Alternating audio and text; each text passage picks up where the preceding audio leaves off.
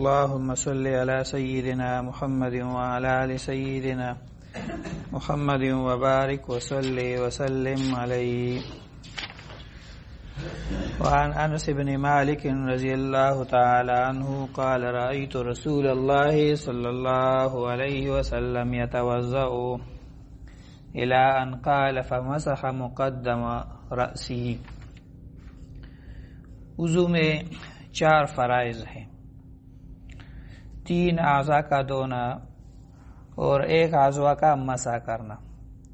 منہ دھونا فرض ہے اور دونوں ہاتھوں کو دھونا فرض ہے اور دونوں پاؤں کو دھونا فرض ہے اور سر کا مسح کرنا، یہ 4 چیزیں فرض ہیں.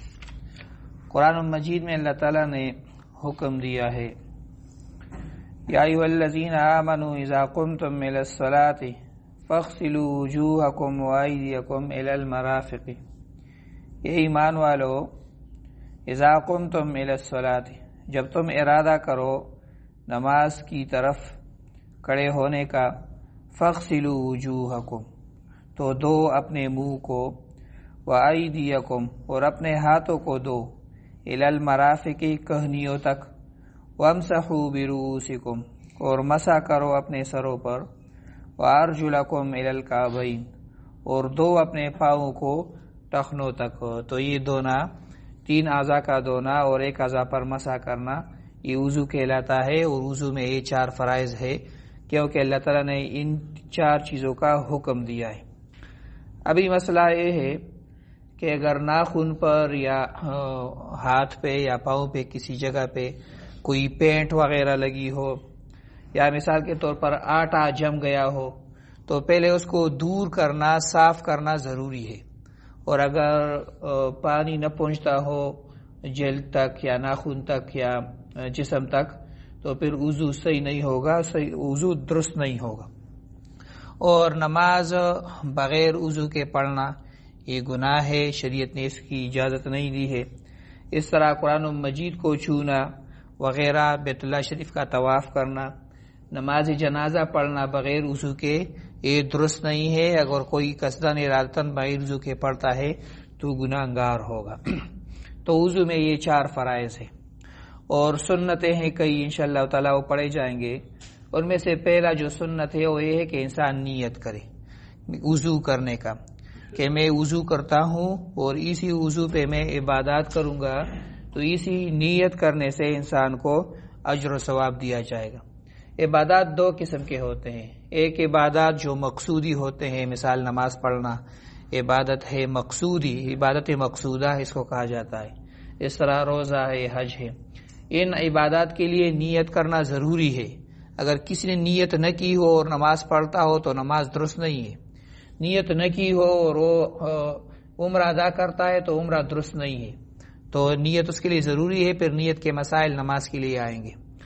اور ایک عبادت غیر مقصودہ ہے جس طرح وضو ہے. تو وضو بذات خود عبادت نہیں ہے لیکن یہ وسیلہ ہے نماز کے لیے. تو نماز کے لیے وسیلہ اور سبب ہونے کے واسطے یہ عبادت ہے. اگر کوئی شخص صرف وضو کرتا ہے اور نماز نہیں پڑھتا، صرف وضو کرتا ہے اور تلاوت نہیں کرتا، تو اسی وضو پہ اس شخص کو اجر و ثواب نہیں دیا جائے گا. وضو پہ تب اجر و ثواب دیا جائے گا جب اسی وضو پہ کوئی عمل کرتا ہے، کوئی اور عبادت کرتا ہے. تو ایسی عبادت ہے جو مقصود نہیں ہو بلکہ دوسرے عبادت کے لیے واسطہ اور وسیلہ ہو. اس میں نیت فرض نہیں ہے، البتہ بہتر ہے. تو وضو بھی عبادت مقصودہ نہیں ہے، اسی لیے نیت فرض نہیں ہے، لازمی نہیں ہے، البتہ بہتر ہے کہ انسان نیت کرے. دوسرا جو سنت ہے وضو میں وہ بسم اللہ پڑھنا ہے، کہ وضو شروع کرتے وقت آپ بسم اللہ پڑھے.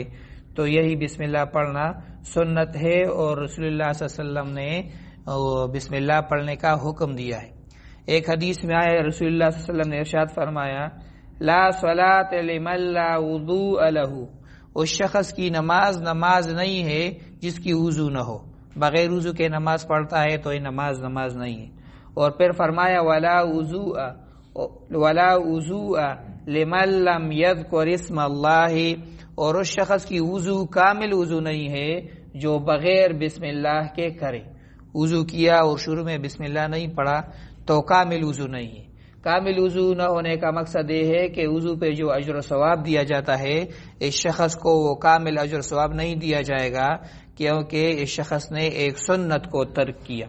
تو بسم اللہ، آپ وضو کے لیے بیٹھتے ہیں اور کہتے ہیں بسم اللہ، تو آپ نے سنت پر عمل کیا۔ اس طرح بسم اللہ الحمدللہ، اس طرح کے الفاظ بھی آئے ہیں، یہ بھی بسم اللہ کے الفاظ ہیں۔ بسم اللہ الرحمن الرحیم، یہ بسم اللہ ہے، کامل بسم اللہ، تو یہ سب پڑھ سکتے ہیں۔ بعض لوگوں کی عادت ہوتی ہے کہ وہ شروع میں کلمہ شہادت پڑھتے ہیں، اشہد ان لا الہ الا اللہ وحدہ لا شریک لہ واشہد ان محمدا عبدہ ورسولہ، اس کے پڑھنے سے اس شخص کو بسم اللہ کا اجر و ثواب دیا جائے گا اور سنت شمار کیا جائے گا۔ اس طرح بعض لوگ شروع میں چوتھا کلمہ پڑھتے ہیں، پہلا کلمہ پڑھتے ہیں، تو یہ کلمات پڑھنے سے بھی اس شخص کو اجر و ثواب دیا جائے گا اور یہ سنت شمار کیا جائے گا۔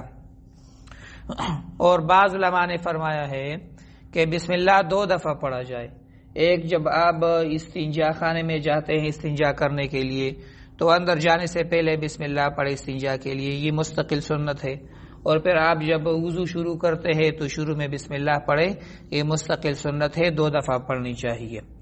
اگر آپ بسم اللہ بھول گئے شروع میں اور درمیان میں آپ بسم اللہ پڑھتے ہیں تو اس پہ آپ کو سنت کا اجر و ثواب نہیں دیا جائے گا، بخلاف کانے کے۔ اگر آپ کانے کے شروع میں بسم اللہ بھول گئے اور درمیان میں بسم اللہ پڑھتے ہیں تو آپ کو بسم اللہ کا اجر و ثواب دیا جائے گا، اور اگر وضو کے شروع میں آپ بسم اللہ بھول گئے اور درمیان میں بسم اللہ پڑھتے ہیں تو سنت کا اجر و ثواب نہیں دیا جائے گا۔ اور بعض لوگ وضو کے لیے بیٹھتے وقت اعوذ باللہ پڑھتے ہیں، تو یہ اعوذ باللہ پڑھنا احادیث میں اس کا کوئی تذکرہ نہیں ہے، تو اگر کوئی پڑھنا چاہے پڑھے، تو لیکن اس پہ کوئی اجر و ثواب رسول اللہ صلی اللہ علیہ وسلم نے ذکر نہیں کی، تو یہ مسئلہ ہے۔ اور کامل وضو بنانا یہ سنت ہے کہ انسان جب وضو بناتا ہے تو کوشش کرے کہ کوئی بھی جگہ وہ خشک نہ رہ جائے اور ہر جگہ تک پانی پہنچانے کی کوشش کرے، اور جو سنت ابھی آگے آ رہے ہیں کوشش کرے کہ ہر ایک سنت پر عمل کرے۔ تو انشاءاللہ تعالی آگے پھر مزید سنن بیان کی جائے گی۔ اللہ تعالی ہمیں عمل کرنے کی توفیق نصیب فرمائے۔ ربنا اتم لنا نورنا واغفر لنا انک علی کل شیء قدیر۔ تعالی نماز قبول فرمائے، یہ روزے تلاوت عبادت ذکر اذکار اللہ قبول فرمائے، جو کمی بیشی ہم سے ہوتی ہے اللہ تعالی وہ معاف فرمائے۔ رسول اللہ صلی اللہ علیہ وسلم جو خیر و برکات مانگتے تھے رمضان میں وہ ہمیں نصیب فرمائے، جی شرور فتنوں سے رسول اللہ صلی اللہ علیہ وسلم پناہ مانگتے ہیں، ہماری بھی حفاظت نصیب فرمائے۔ اللہ تعالی ہمارے بڑے جو فوت ہو چکے ان کی مغفرت فرمائے، اللہ ان کو بلند درجات نصیب فرمائے، ان عبادات میں پورا حصہ اللہ تعالی ان کو نصیب فرمائے، ہمارے بارے میں خیر کے فیصلے صادر فرمائے۔ یا اللہ ہمارے اعمال کی وجہ سے گناہوں کی وجہ سے اللہ تعالی ہمارے بارے میں جو فیصلے ہو رہے شر کے فیصلے اللہ تعالی اس سے ہمیں محفوظ فرمائے۔ صلی اللہ تعالی علی خیر خلقہ محمد وآلہ واصحابہ اجمعین برحمتک یا ارحم الراحمین۔